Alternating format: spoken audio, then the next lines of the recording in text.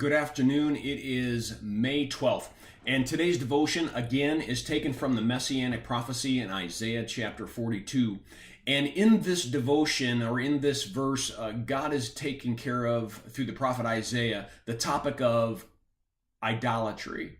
And he's saying that those people are going to be put to shame. Those people who worship idols and molten images and say to something that has been made with their hands, "You're my God," that they're going to be held accountable. And I think people today would look at that and say, look how archaic that is.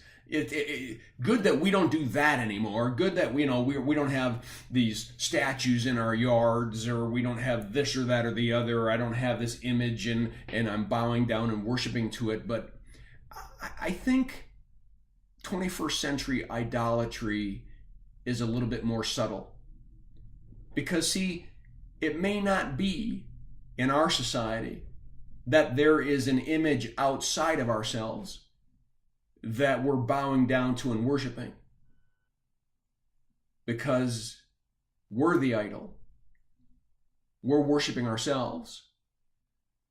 We're claiming to be the God of our own lives. We're claiming to be the Lord of our own destinies. And I think that's just as futile and maybe even more deadly in the sense that it's not seen.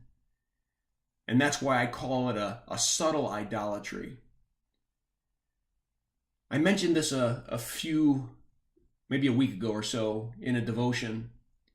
Isn't it interesting that late 20th and 21st century humanity is saying that they have the answers to everything, that man is the measure of all things, when in fact we're the ones that have all the questions. We have all the fears, we have all the doubts, we have all the anxieties. We're the ones that have a question mark at the end of most of our thoughts.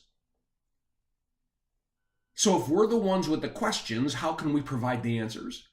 And I think that's what God says about idolatry. Why do you turn to something that can't provide the answer and expect to get one, when I'm right here as your living God who can supply you that answer? Well, I hope that you read this devotion. I hope it's a blessing to you, and have a firmly rooted day.